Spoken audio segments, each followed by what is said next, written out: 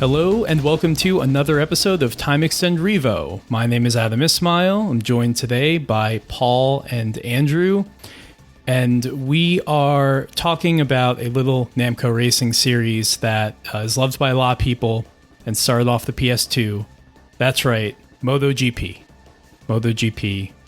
There's no such thing as Ridge Racer. Today we're talking specifically about two-wheeled vehicles that don't drift, and if they do drift, then you're going to be in for a world of hurt because you're not staying on that bike. Now, skill issue. We don't have, or historically, we haven't had a lot of experience when it comes to motorcycle-related things on this show, but now we have a secret weapon, and it's you, Paul. Yeah. Yeah. I thought about getting my license once upon a time, and I never saw it through because my friends and family would kill me. But I think it's also like more of a normal thing outside of North America for sure. You got a lot more people riding in Europe and the UK and stuff like that. So yeah, I don't know. I think based on, so when you get into starting riding, you obviously look at a lot of YouTube stuff, and then naturally you get fed a lot of American YouTube stuff. And the riding discipline quality, the actual instruction doesn't seem on to quality of the UK stuff. UK is pretty strict, and Europe's very strict with getting licenses and stuff. And it looks like in America you can roll up, do a little course, and then you can buy a Honda Fireblade. That seems to be the case, effectively. And you get people going, oh, Honda Fireblades are quite good beginner's bikes, aren't they? And these like 1000cc, 215 horsepower. Insane fucking bikes. So in the UK, there's more steps. You can still buy a Fireblade within a couple of weeks if you want to, but it's much stricter. And you shouldn't definitely not do that either. Crikey. But I guess it is common. It's a cheap way of motoring, and especially now things are getting even more and more expensive. As the same for everywhere, right? Riding a bike is it's a good way to get about. Yeah, a lot of kids around here have dirt bikes. Right. I don't know what that's about. Roughly 50% of the vehicles I see on the road around Seattle lately are either some manner of Tesla, God forbid, or a kid riding a dirt bike illegally. Right, I was going to say, are they street legal? They're probably not. They're definitely not in Europe. I don't know, but they're popping a lot of wheelies, and it's pretty sick, so I'm not worried about it. One guy's chain broke in front of my house, and I just kind of walked out with a toolbox, and he didn't speak English, and we figured it out. I don't know. It was fun. Yeah. That's cool. But no, I think Paul's the only one here who has ever actually ridden a motorcycle. Yeah, it's cool, man. It's good. It's like when I go do it with my friends, it's like when you're a kid riding in... What? Motorcycles are cool? I've never considered when you're a kid and you're riding with your mates and BMXs or whatever, it's like that, but being grown up. Yeah. It's just that freedom, having a chat. It's just fun, man. It's cool. And you can't think about anything else because it's fucking intense, man. Like you're thinking about this second and the next second and nothing else. It's not like in a car where you can drift off and think about work or whatever. It's like, nope. It's live my life accordingly. Yeah, it's funny. Like I keep going, as if I have any lived experience to confirm what you're saying, but no, it all sounds like it makes sense. It's awesome, man. It all sounds like it'd be very nice. And also like wrap my Kawasaki around a tree because I was laughing at a podcast. That sort of thing. Is that what you're implying might happen? Yeah. I think it's very funny to imagine like I guess what you're talking about when it comes to like American media around learning how to ride, because I do feel like a lot of people are like, okay, I got my license, time for a Hayabusa. Yeah, exactly. Yeah. Yep. Yeah. Ducati. Yeah. I mean, I don't know. Like when it comes to motorcycles, I'm pretty like historically not very well versed in just the engineering and like the history as far as like, you know, what the different manufacturers, what they're best at and all that, and just like the dynamics of like how like what makes, you know, bikes kind of operate and behave differently. And in a way that makes this series perfect for me because it is pretty like simplistic. Like, you know, when Namco is making these MotoGP games, it's interesting because like these games all have like a quote unquote sim mode, but it really there's nothing too like in the weeds about anything happening here. And as far as like things you can tweak on the bike and the settings and stuff in these games, it's very simple. But I think that also like kind of it's just for the types of racing games that Namco has historically made, or they made at this time. Like it makes sense. Like they were more about accessibility and just having that sort of arcade, enjoyment. Yeah, it's interesting that at the same time was of course the Climax, the Xbox games, which were much more towards a sim level, where you had the actual rider control, where you could like lean, and you had different rear brakes were independent and stuff. And like these games were existing pretty much at the same time. They're so different from each other. It's cool. It's really cool to see. But yeah, you're right. The sim mode here is still pretty simple, apart from it's much harder, and you don't have any more control. You have no analog control on the PS2. You have no rider control, no independent braking. You can't lean. Like you can lean in a wave race, for fuck's sake. You can't lean in this. There's nothing.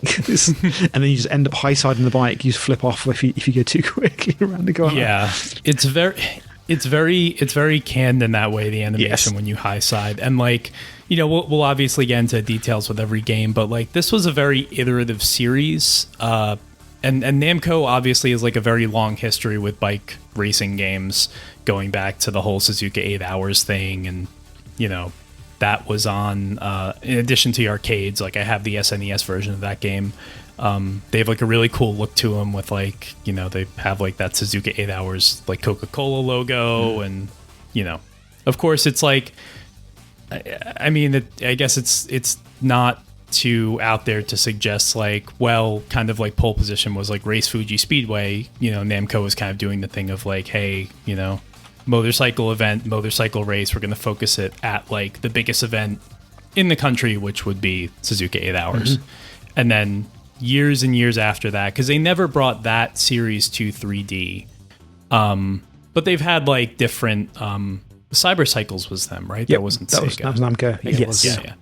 Yeah. So they've had different motorcycle racing games, but they didn't get back into like kind of a more serious, more grounded thing until the MotoGP series. And the first game is very interesting because I wasn't very familiar with the series at all.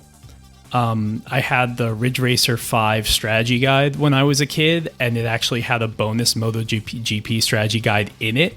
And I would flip through and be like, nice. I don't know anything. I wish I would have known that, because I still have that guide. Yeah, it's a great guide. It's a fantastic guide too, because it has a lot of like concept art and stuff for Ridge Racer 5 that you won't find anywhere else. Right, I remember that and the maps and like all the like in-world stuff that was really interesting, but I haven't actually sat down and opened that thing in a couple of years. I didn't realize I had MotoGP in there. That's awesome. Yeah, it's just a bonus, and like flipping through is like, who's this? Like, I didn't know who Klonoa was or anything. Right. So they have always like special click characters and stuff in the game, and I'm just like, there's like this weird like cat thing. I can't believe you would just big time My Beautiful Son like that.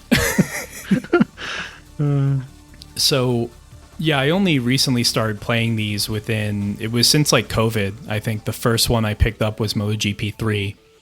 And since then I've played 1, 3, and the PSP game. I actually did not play 2 and 4 because I was kind of just getting into those other 3 games. And also was thinking like spacing out sort of which ones I was playing was going to be more like I was going to be able to see kind of more of the evolution to go straight from 1 to 3. Even though there's really not a lot of difference between these games, it's just more content. But yeah, I had the Climax, the second Climax game on the Xbox. Completely different. That game, as you say, Paul, a lot more, really actually a lot more of a simulation, and all these like crazy effects with the motion blur. The bikes handle very heavy, very punishing. They have like every single track, which it took a while for the Namco games to get around to. It did, yeah. Yeah, and these guys are really cool though. Yeah. Those first 2 Climax ones on Xbox as well. Those are the only 2 that I have played as well. But yeah, in a very different way. There are significantly less forgiving, but they are really cool games. Yeah. I just remember it being like very impressive from like the standpoint of the graphics and just like I was saying, the motion blur and just a sense of speed in those games was crazy, but not really enjoying the games that much just because they were so challenging. It had online multiplayer as well. I remember the first one. I think there's a demo disc right for Xbox Live, and it had one track, But if you had the whole game, you could play the whole game online. I was trying to think about this earlier in prep for tonight. I can't remember how it worked, but I don't know whether it took your save game and it just detected it and unlocked the whole lot. But anyway, that was cool. We played a lot of that game. And that had like an accessibility mode as well, where it would combine the front and rear brakes together. But it was, like you said, it was still a simulation level game, but it was great. It was great. Yeah. Really cool. Yeah. And I think part of the reason that Namco kind of went a different direction with it too was, in addition to having all the history in the arcades, I wasn't aware, and this is what I was trying to get at earlier, and I kind of lost my train of thought. I wasn't aware that this first MotoGP game that launched alongside the PS2 is actually an arcade port of a Namco bike racing game in the arcades in 1999, a year earlier, called 500 GP. And I think like I knew about this game a little bit, but I actually didn't really sink my teeth into what was going on here until late last year, when I happened to go to Tokyo for work, and I got to go to like the Gigo, the sixth floor of the Gigo 3 arcade in Akihabara, which has, like, if you listen to Time Extend and you ever go to Tokyo, I don't care about really most of anything in Akihabara. It's kind of weird, but that arcade is like one of my favorite places in the world. Cool. Now. Yeah. Specifically that floor of that arcade, because it has everything we talk about. It's got like multiple thrill drive games. For Christ's sake, it's a great place. Awesome. So yeah, I got on the bike in 500 GP, and like I've never been good at like Super Hang-On or anything like that, right? Like any arcade game where you actually have to get on like a fake bike, like I am so slow and so sluggish with it. It's just a bad experience. So it did not go well for me, but it was a cool game. It just like, it looked cool. It's Namco, right? Yeah. I think motorbike games in general, they're really hard to pull off. Like, it's just the nature of riding a bike and that weight and moving and stuff. It's just hard to do when you're not doing it, because that's such an important part of riding a motorcycle. To put it into a video game is tough. Yeah, it's hard. But yeah, I think they always tend to be more challenging games too, as opposed to games where you're racing cars. Like even Tourist Trophy is like that's probably one of the best feeling, the most intuitive feeling, like simulation bike motorcycle racing game out there to this day for me. It's brilliant. Yeah, but it's still tough, and I still do the combined front rear brake. It's just like, again, like if you don't know so much about the physics of the way like a motorcycle works, you might not understand, as I don't completely understand why, like in a car, usually you're on the front brake. And actually, maybe Paul, this is a good question for you. What in which situations would I use one versus the other? So rear brake's more for slow when you're not racing at 500 miles an hour, which I don't do. Rear brake is for control, slow control in traffic and stuff, where you control the brake, you control the bike down. Whereas a front brake is obviously for reducing speed, because that's from physics point of view. Yeah, it takes. Is same reason cars have big discs on the front and small on the back. Cars have big front brakes. Yeah, so it's that sort of thing. But when you're riding slowly, you wouldn't really use your front brake, because your bike could just grab at that point if you're not careful. So that's where your rear control comes in. Sure. Yeah. Okay. But I'd imagine MotoGP bikes are really riding a bicycle. Yeah, exactly. Yeah, I'd imagine very small scale, of course. Obviously. Yeah, and speed and weight. But yeah, I'd imagine MotoGP rear brakes are insanely good. But on motorcycles, even like really good ones are normally weak generally, but it is like it's slow speed control. Yeah. Okay. Interesting. Yeah. I mean, these games aren't designed like that first one, especially in the arcade 500 GP. It is really cool, and like it's got 3 tracks. It has, I think, Suzuka, Jerez, and Paul Ricard, and it has like almost every rider. Something that's weird that Namco does in these games compared to any other game that covers like a real form of motorsport is like, usually whether you're talking about the F1 games or you're talking about any other, like the Climax MotoGP games or anything else, is like usually you choose a driver or a rider. You choose a pilot. But in these games, it kind of starts you out and it's like, choose a bike without the rider, but then you can unlock the riders separately. And I'm not really I mean, the riders have their own abilities, but the bikes also have their own abilities. So it's like, they never really make it clear like why I would choose like, you know, this guy's Ducati as opposed to the standard Ducati that's unassociated with someone's name. Guest and Legend unlocks don't even have stats on their selection screen. It's like you're going through all of the regular bikes, then you get to the like Legend pairings, and there's just no more stats there. It's just their like information. Yeah. It's like, well, I have no idea how this is going to control on track, like whatever, or what this person's like writing style is. Yeah. And like with the arcade one, like they still have all the riders from like the 98 season or whenever that was. Maybe it would have been the 98 season. And you can choose all of them. You can also choose. I don't know if you guys looked at footage of that game, but do you know who? Okay, do you know who is K2 and K1? Yeah. Okay. So K2, at least looks like Cybercycle's character. Okay. Yeah, I forget their name. It starts with A or something like that. And it kind of looks like a version of that in a way. It's not identical. And then K1 is their kind of like Devil Car equivalent from Ridge Racer, where they just like invented a really like scary looking motorbike dude that's really fast and aggressive as like a follow up. And then just never came back. Yeah. They needed a foil. Yeah, because the one that looks like he's like human or something, or like some sort of like humanoid figure, that I was like, yeah, it's probably from something. But the other one that's just like a robot, that was strange to me. I'm like, yeah, the K2 is the like low poly robot that just looks like a skeletal rigging for a character that they didn't finish or something. But it also like, I don't know, it's art direction wise, it looks like something out of Cybercycles that kind of got just like scooted forward. Because you can go back through like Namco's motorcycle racing arcade history to like Suzuka 8 Hours in 92, which is kind of a follow-up of Winning Run Suzuka Grand Prix in 89, which is not a motorcycle game, but like those both look like Final Lap, which is a whole, we've been through this. Anyway, they have a, Namco and Motorsport have been, tied together like bees in a pod since Namco's earliest days in like electromechanicals. In the 70s, but like in terms of actual like I don't know, it's polygonal 3D arcade history, it's we're kind of starting with Cybercycles. It's a System 22 game, so I assume, or at least hope desperately, that we'll see a Arcade Archives 2 I played it a couple of times in the arcade. That would be cool. Yeah, I've not seen it from. That would be so rad. Yeah.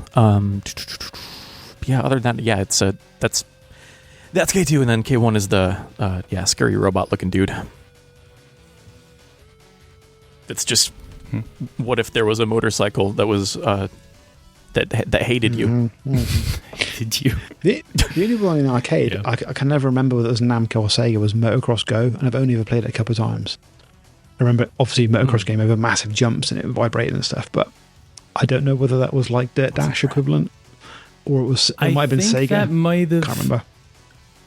That might be a System 23 game. So I was looking up like what, because Namco's arcade hardware is very strange, because there's the stuff that was proprietary to them, and then there's also the stuff where they like took like a PlayStation dev kit and made that like Ridge Racer, right? Is it essentially their arcade? Ridge Racer 5 rather? Yeah. Air Guys, yeah, Ridge Racer 5, Tekken, obviously, and then Soul Calibur and Soul Blade and stuff. But in the case of this game, I was reading it was System 23, which the only other game that like leapt out to me being made on that hardware that I recognized was Time Crisis 2. I think also there was that motocross game that you mentioned, though, Paul. I vaguely remember something like that. So, is the Ridge Racer 5 arcade port based on that hardware? It's PS2. It's a beefed up PS2 and a hump with a hard drive, isn't it? I think. Okay. Yeah, that would be a later version, because this game came out in 99. Oh gosh. Okay. Yeah. Yeah. So, yeah, and that's something that's really cool that like really got me into this series out of the gate. Just the idea, anytime you're taking like an arcade game and then you're porting it to a home console, and there's some sort of like, it's clear that these games share a lot of physics and they share a lot of assets and they share a lot of stuff like that, But if you look at footage of 500GP and then you look at footage of the first MotoGP game on PS2, like, you know, like you look at the texture filtering, you look at stuff like that. Like this is clearly like they've taken that and they've put on the PS2, and they've done a great job because the PS2 was like really a beast at like, you know, 60 FPS and all that good stuff back in the day, and Namco was very good at figuring out how to use it. But it's not exactly the same. But they use like the games have they share a soundtrack. They share courses. I mean, the first MotoGP game I think has 5. It has 5 or 6. It's very low. Yeah. 3 of those come from the arcade, and they even like they used Paul Ricard in MotoGP. I think throughout the entire series, even though MotoGP the sport stopped racing at Paul Ricard and started racing at like Le Mans at that same time, and they just kept it around because they built the track already. So like, yeah, I don't know. It's just, you can look through these things, and if you're kind of nerdy and stuff like us, it's pretty interesting how it started in the arcade and whatnot. It's interesting.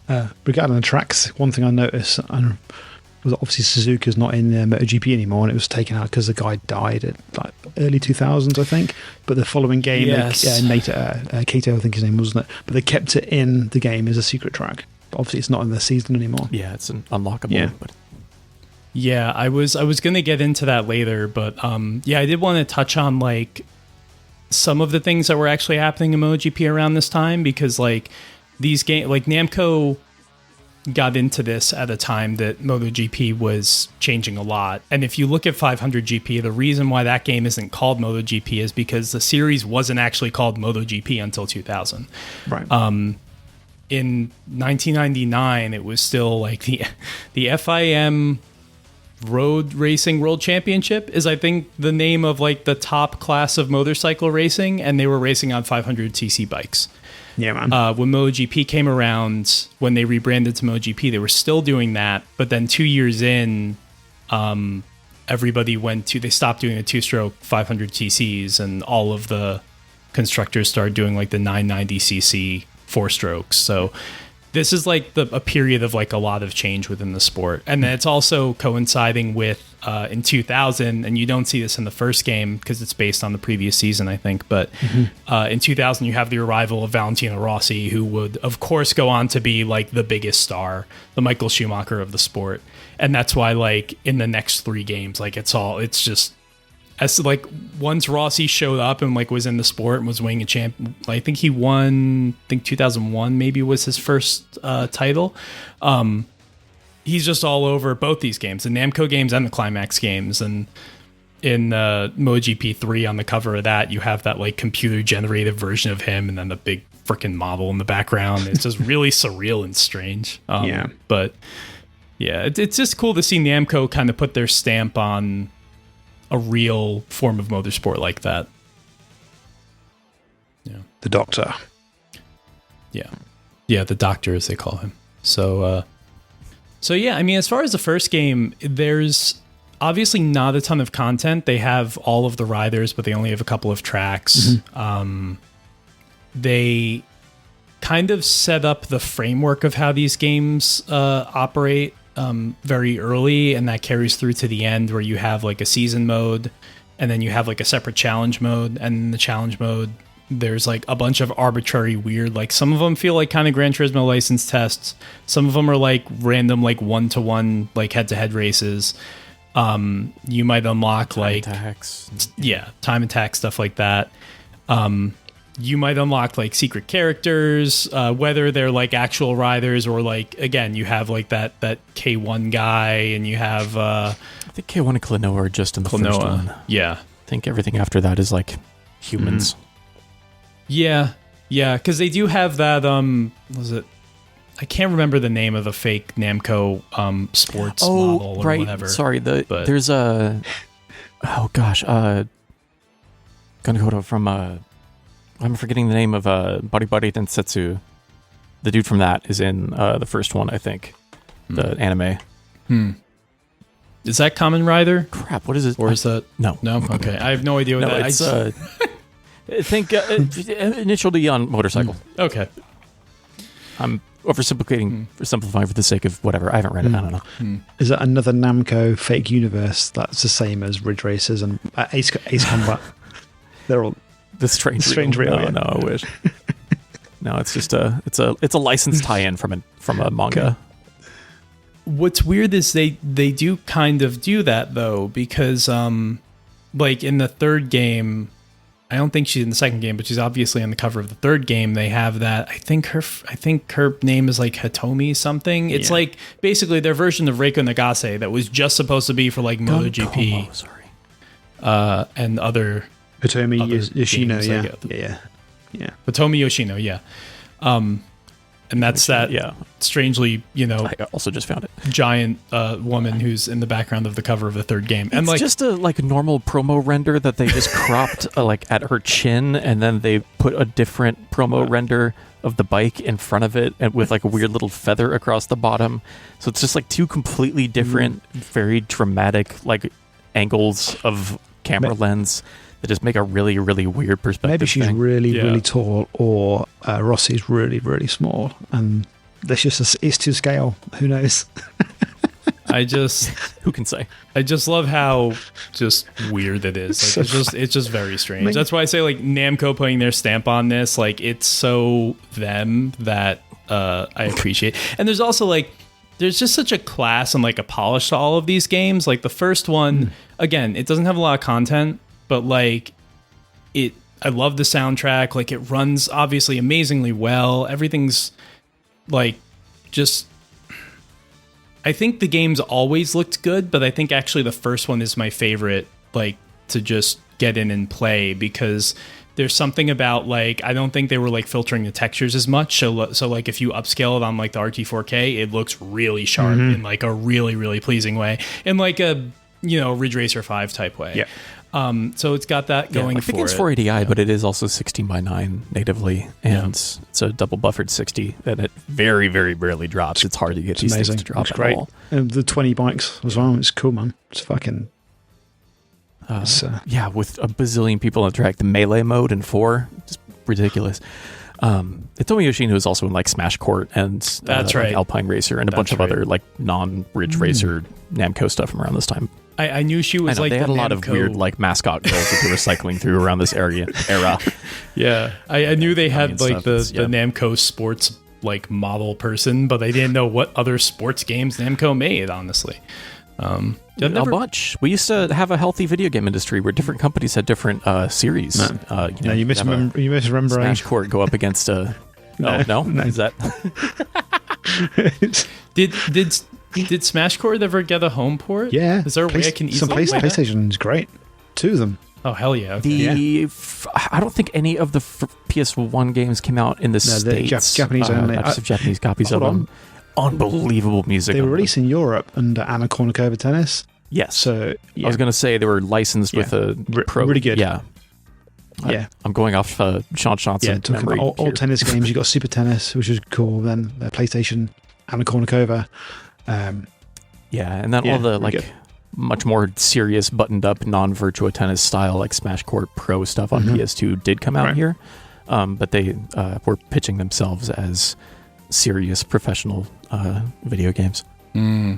Yeah, that's like if you play those like classic on the Dreamcast when Sega had that Sega Sports label, and they were just putting whatever they honestly had just in the company into that label. So then you had like what was it like? What was their arcade baseball game? I can't remember what it was called.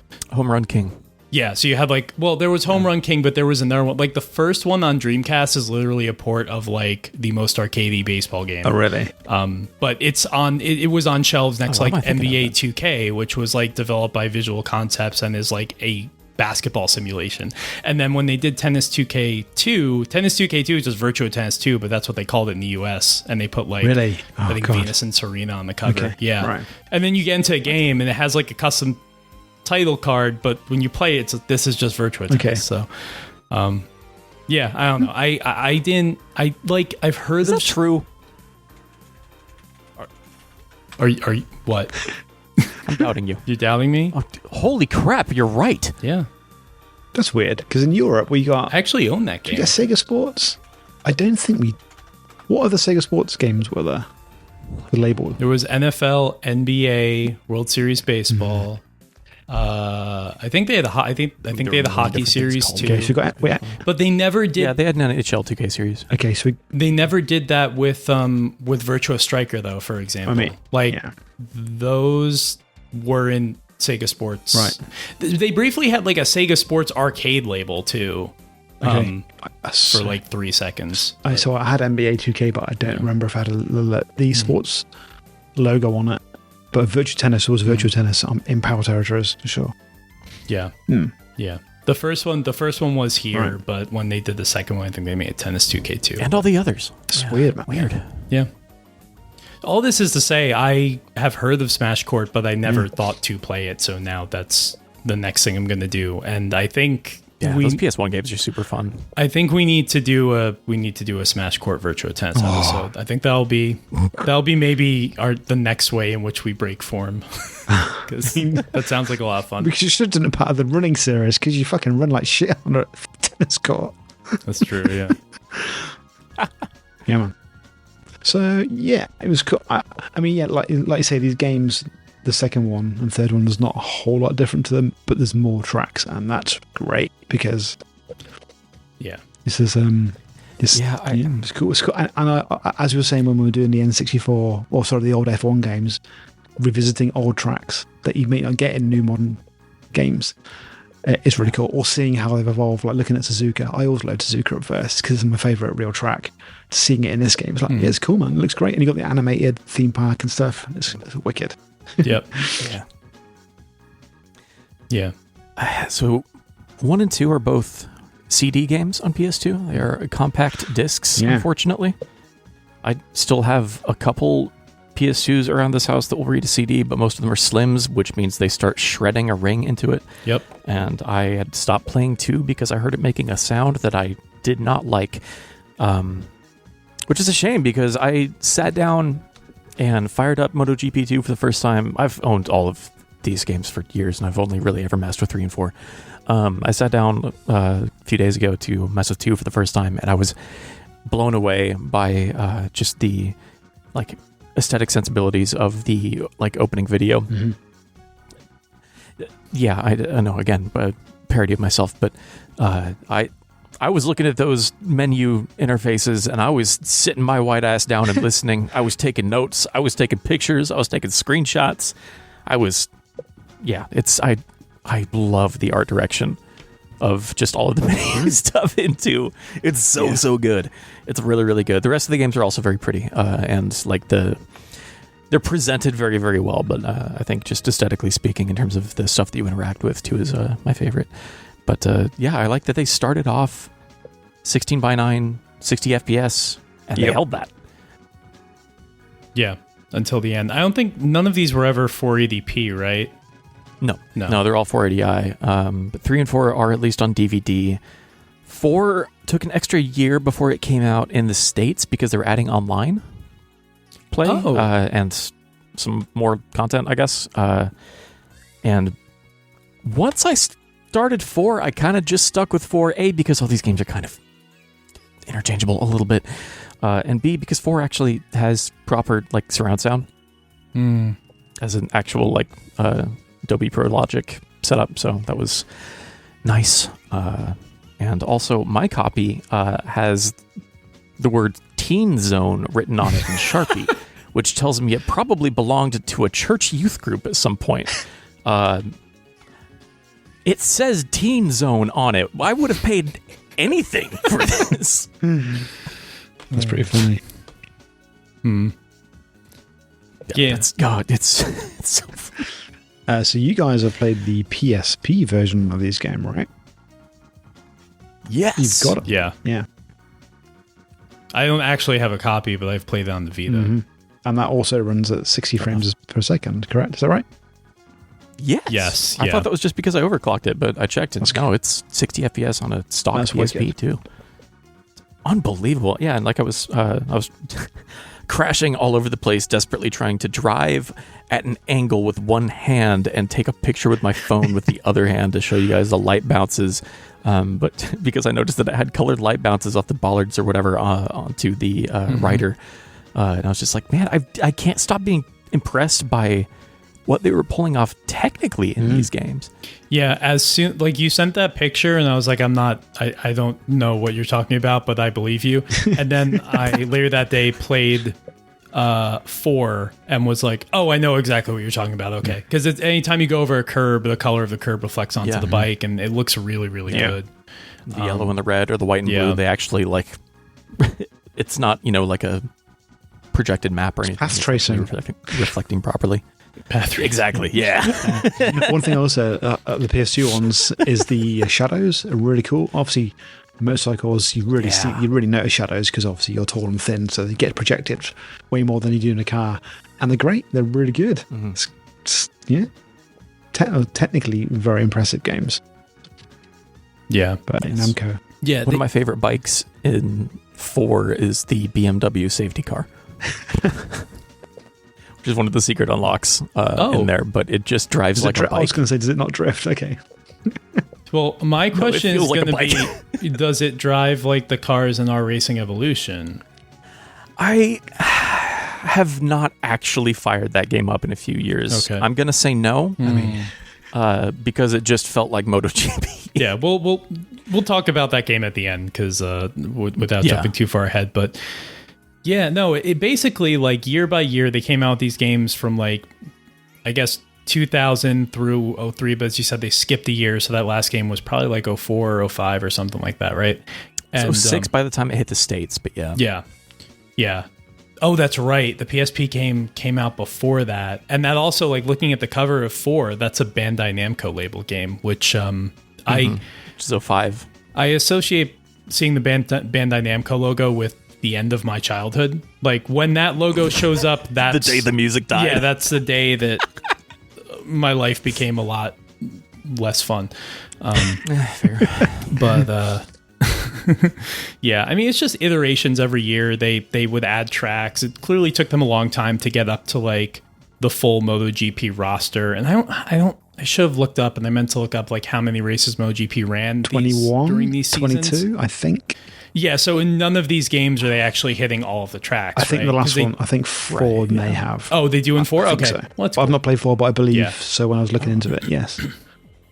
Yeah, 3 doesn't have all of them, but it has a good assortment. They even like they kept around Suzuka, as you said, when they did like Suzuka and Motegi, they kept around Paul Ricard. So you even have like extra tracks in here too that weren't necessarily on the calendar. You have all the riders. We'll talk a little bit about the physics because I think like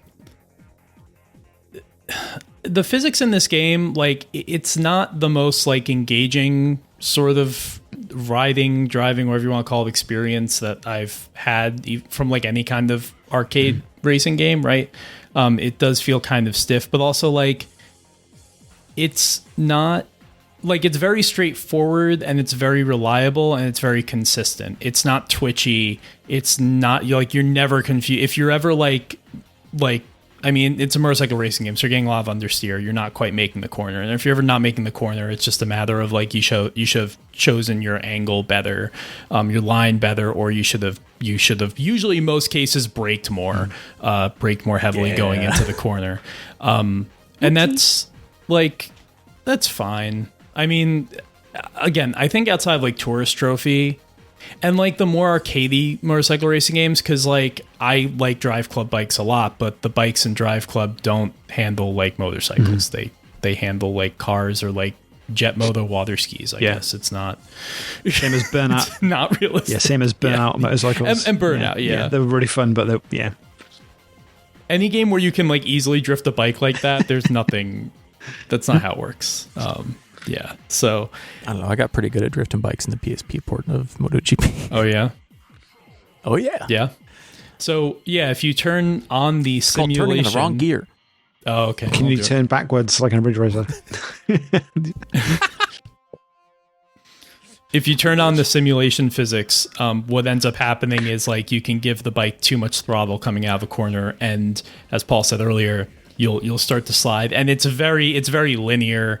It's just like, that if you're using the camera, the behind the rider camera, and your bike gets too perpendicular with the screen, you're just going to high side and crash. And it's very predictable. Yeah.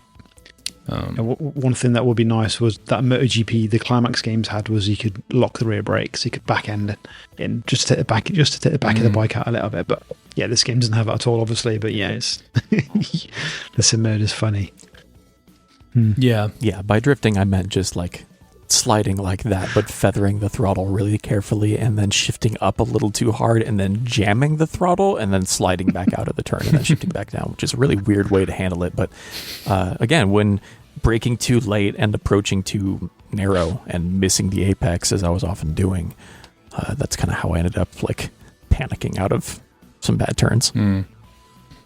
Yeah, I think that playing the game that way with the sim physics and like just playing around with being an idiot and drifting could be fun if there were real analog triggers on the DualShock 2, but there aren't. Right, yeah. And even though the face buttons obviously, as we all know, are analog, like they don't work in this game.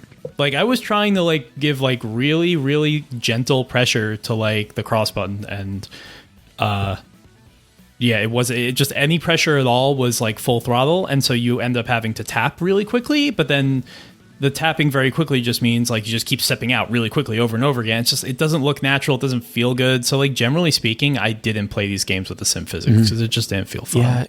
Yeah, in 4 you can put the like the meter for the pressure on the button for brake and gas on screen as part of the UI with your telemetry. And it maxes out really, really easily. Yeah. So that's not in your head. It is reading analog inputs, but like if it's, I think it's 0 to 256, right? Or 0 to 255, it maxes out at like 60 or something. It's really fast before it hits the ceiling. You hit like what would be 255 with like 20% pressure. That's weird. Yeah, you have to breathe on it. They didn't support a Nedcon either. I thought they would have done. That'd be a cool way to play this game. Yeah, that would be cool. But I guess maybe they tried it. It was like, this is too weird. This makes 0 sense. I can't see Namco ever saying this is too weird, though. That's just not how they roll. Yeah, especially not for the Negicon. Yeah. Yeah, no, they're just fun, simple games that run really well and feel really good. The soundtracks are great. I love the song that plays at Paul Ricard in the first game, which again also was on 500GP. I think it's called Inner Attack. I'm gonna put that like in the beginning of this episode because it's my favorite freaking song in any of these games. It's really good. It's the one that's got the organ just wailing through the whole thing. Really good. But and you can skip the track with the circle button, which is fucking cool. And you can turn the hood off on the fly with the select button. Great. Yeah, the helmet cam is so good. By the time you get to 4, you're just like slapping flies on it, and it's got a little bit of like just very subtle like aberration on the corners. Which is really cool for PS2. That's cool, 'cause yeah, they did really cool effects with that. Like I was noticing in 3, because the first one didn't have a, I guess not cockpit view, but whatever view you would call it, where you can actually see the bike. So 3 introduces that. Yeah. It looks really good, and you get this nice little like specular sort of sheen that they like faked over like the plexiglass cover, like kind of running from side to side, and it looks really good. The gauges all work, which is like a lot more than you'd expect from a PS2 game. Yeah, it's weird. It got an arcade port in 07. Oh, I don't know about that. And it looks from what footage I can find online, at least, it looks worse. It looks kind of downgraded from what 4 looks like on PS2. What was it called in the arcades? Just MotoGP. I'll look this up now. Didn't realize I was throwing everyone off all of a sudden. No, it's fine. I mean, it's... Because then like years later, Raw Thrills showed up and made one on the Cruise and Blast engine, and that's the most recent arcade one I can find. Yeah, so yeah, this is also around the time, because I've been in arcades, I've seen that Raw Thrills game. It's really weird. And obviously not fun because it's Raw Thrills. For more on System that... 256 game. The Namco 07 one is a System 256. I was going to say, for more on Raw Thrills and why they suck, go listen to the episode of Flashback 64 where me and Andrew talk about Off-Road Challenge. But Yeah, I'm trying to think of what else to focus on with these games. The third one has a lot of really weird unlocks. I know we've talked about it a little bit, but the challenge mode is full of these, like, I can only describe them as like Crazy Taxi, Crazy Box style, like little courses where they're just floating in space. And they're actually all, well, not all of them, but a good number of them are references to other things, like Seaside Route 765 is in the third game. It has no scenery.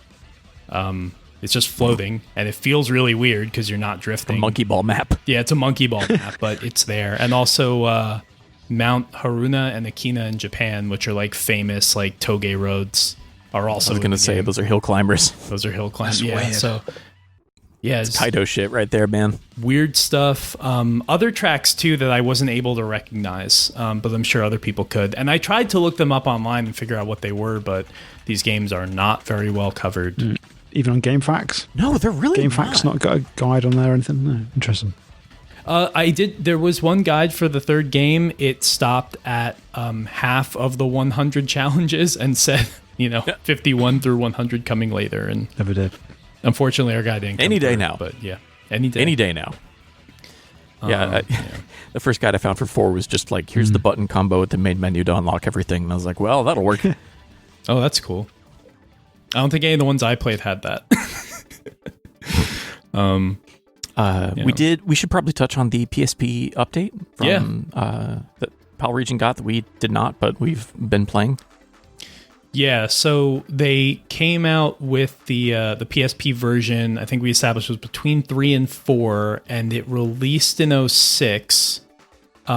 First in Japan and North America, and that version just had the 2005 season.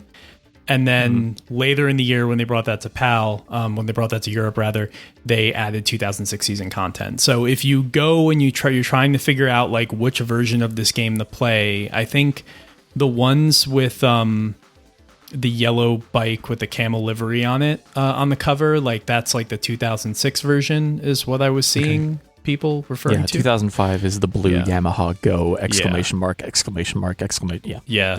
A Rossi, Valentino Rossi bike, which the yellow one might also be Rossi. I don't know, but yeah. And again, it's weird because like you get both seasons worth of bikes, but they don't really like there isn't, I think, a challenge mode in those games, right? It's really just a season content, and they also like pare down the track, so you're not getting like all the tracks that were in like 3 or 4. For example, you're getting like 8. Right. Okay. Weirdly, none of them Japanese tracks. Suzuka or Motegi is not in that game, which is weird. I wonder if that's because at that point they had to cut it for license reasons or something. Maybe they were. Yeah, because the version of the Suzuka in 4 is 02. Yeah, it's a little because that's time capsule. So I wonder if because it was removed because he's also in there, I believe. Because he's I'm forgetting his name. Pretty sure it was 2003 passed away, right? So the Jiro Kato crashed in 2003. Was when he had that crash at Suzuka rather, and the next year they went to Motegi, and so in MotoGP 3, which is based on 2002. He's in there as like a current rider, but then in MotoGP 4, I think they make him a legend. They put him in with the other legends, and which is also like that's something worth talking about. Just the legends feature I thought was really cool because this is even still a time where like we did our episode on the F1 games and stuff like that. You weren't necessarily seeing a lot of like legacy content, like old cars, old drivers, stuff like that. But they started doing that with these MotoGP games, Namco did. And like 3 doesn't have many, it only has like 5 of them. There's like names that, 4 is a bunch. 4 is a lot more. Okay, yeah.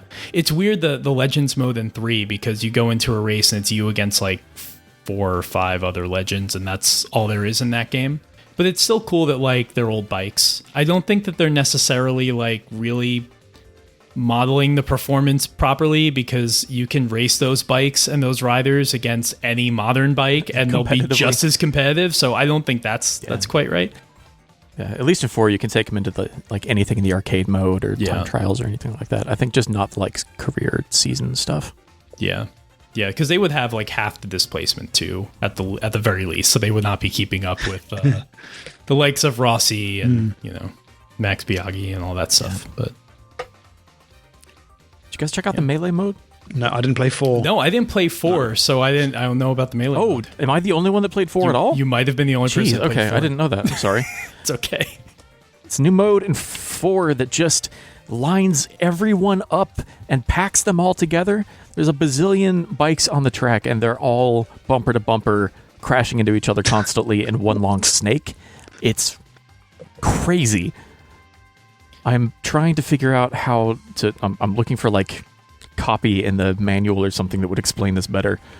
I'm trying to just find footage of it. Because vamp for a minute. Again, there's lots of footage of these games on YouTube, but if you try and find like melee mode, you won't find it because they are rather obscure. It's just that's very strange. It's not even like Road Rash. It's just a different grid extreme. There's no actual melee. You're not punching each other. It says here, if melee mode is on, riders will begin the race packed together closely, resulting in an even more exciting and competitive race. The grid setting can also be adjusted if melee mode is on. You select a position on the starting grid anywhere from 1st to 21st. Which is, I think, the only way you can select your place in the grid. But yeah, it just puts everyone in a line and they stay there. And it's terrifying. It's awesome. Wow. Yeah, so you're not getting there's just bodies all over the It's wild. Chaos.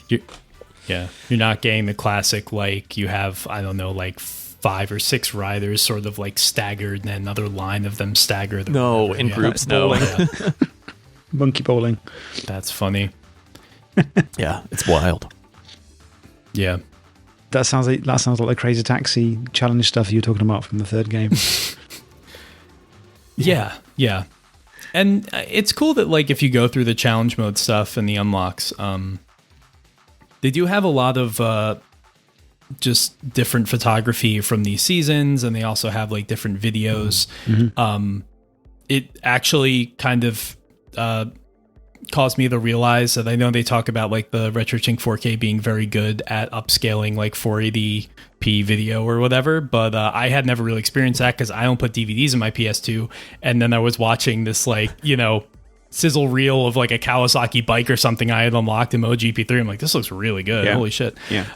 So yeah, there's weird little stuff like that. And yeah, I don't know. I think at the end of the day, like, these games, as we always say, any sort of like old racing game, especially something that like that is based around like a form of motorsports that had iterative yearly sports game type releases, like, it's going to be cheap. So any of these that you find is worth picking up. I want to pick up the 2 that I don't own.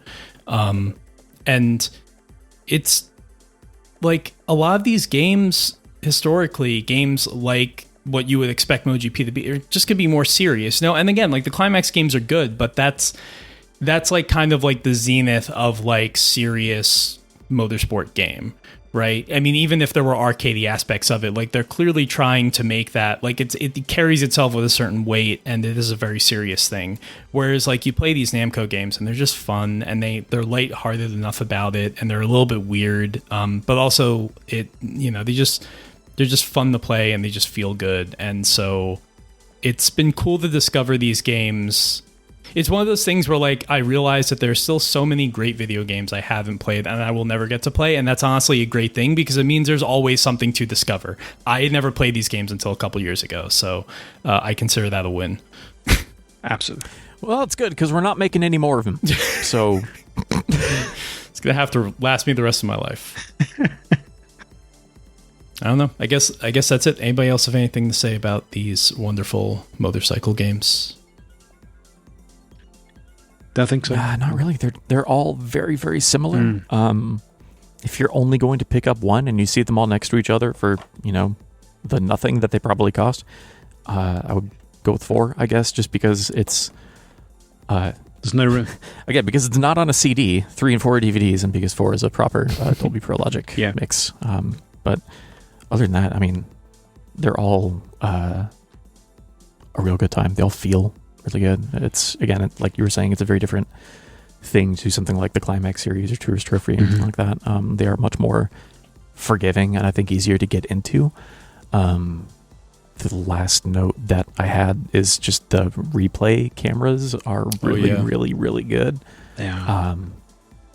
Some of the best I've seen from the era in terms of just like really exciting action shots that are well, I don't know, algorithmized for showing cool stuff happening. I don't know. They pick really good angles on every turn for whatever's happening, and it's just it looks really rad. As a guy who has been skipping every single replay cam from everything since GT1 for the most part, these look really rad. Yeah. I guess that's something that we should touch on, because when I was watching the replays, I noticed they had, and again, like with the first game in particular, you know, it's a launch title, and they were still doing lots of weird things with the hardware. Like even at that early point, like they had that cool sort of weird thing where if you look at asphalt from like at a low level from a really far distance, you'll see a little bit of like a diffused reflection in it. And they were and that was really cool, kind of like the heat haze stuff that they did with like GT3, that Polyphony did with GT3, just using the PS2 in weird ways. But when I saw that, and when I also saw like the way the camera sort of jarred in the replay, when I see things like that, it reminds me that I actually, you know, do have a link to these games, and that's R Racing Evolution, which I played when it came out 23 years ago. And R Racing Evolution, Brenda and I have talked about the game in the past. Maybe we'll return to it one day just because it's funny and weird. We should. But it is really interesting that Namco, I guess at a certain point decided like we want to do like a more realistic kind of racing game, like car racing game, and rather than use whatever they had kicking around from, you know, the Ridge Racer 5 engine and tech, they were like, let's just take MotoGP and put cars in it. But as a result, like they didn't do enough to differentiate the physics, because I haven't played R Racing Evolution very recently, but the cars in that game do feel weird, and it's because they feel like bikes. Like the camera, the chase cam is like very jittery in that game, and they do the same thing in both games where like if you're playing MotoGP, like the rider just kind of like, you know, shakes around and stuff when they're going really fast and things like that. So R Racing Evolution's a strange game, but like everything from like the menus to the way the vehicles move, it just like the screen where you're selecting cars and like your figure, you know, it's like select the car, select the track, and all that going down the list. Like a lot of the HUD elements, there are a lot of things that game carried over from MotoGP, because it's literally just MotoGP with cars, and including tracks. Like some of the tracks are in that game as well. So that's kind of a really weird.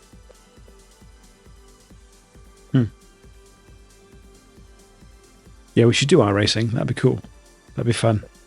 Not played it for a very, very, very long time. We did an episode. It was long time ago. It was like a stream. It was like one of the only streams we ever did. It was like 2022 or something. So it wasn't like early Time Extend days, but I do. It's weird because I think as more time passes, the more respect I have for that game. Because like at the time, I remember it being like, you know, it has like a very stupid story mode and it has very stupid characters, and the whole thing's a meme, right? For obvious reasons. But I don't know. Maybe it's what you were saying, Andrew. As new games continue to not get made because I won't acknowledge they exist because they suck, I go and I return to things like R Racing Evolution because I don't know. I have no other choice, I guess. Last thing I wanted to say about the MotoGP series. All of them have vertically stretched textures on the track that make everything look even faster when you're I was going to point that out too. Great. I have it in my notes. They look... It's like how Sega Rally on the arcade did it on the second stage, where it makes it look like you're going faster when you... Very, very clever effect. Yeah, so simple. The speed textures, yeah. Really good. That's cool. More games should have done that. I still think like we've talked about before, but the milestone game on Xbox, Racing Evolution / Apex, that overlaid like another like alpha blended another texture onto the road as you're driving. Like that's really cool. Yeah. All right. Cool. Do we want to plug anything? Andrew, do you have anything to share with the class? Oh, dear Lord, keep an eye on Mythic Resonance on YouTube. I swear to God, something is coming. I am staring daggers at a profile picture on Discord right now as I'm waiting for a very small clip from one last person.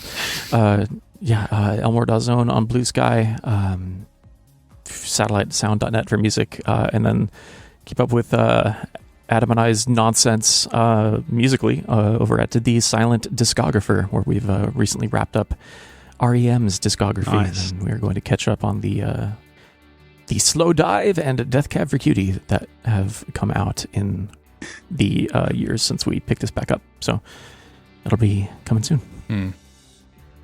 Cool. Paul, I'm guessing you don't. Not really. Just remember video. You're not really online. No. That's smart. I think Keep it that way. Just keep away now. You own a home. You don't need to hustle. Just all right. video games are back. Are they? I think. Are they? Yep. But everything's going great. There's plenty of money to be had, and it's all going to the right places. Everything's very healthy, normal. This is why no one needs to be pulled apart in the street by horses. When I bought a second Vita last year and spent way too much money on it because I wanted one that was basically like new. It wasn't new, but I wanted one that was really nice.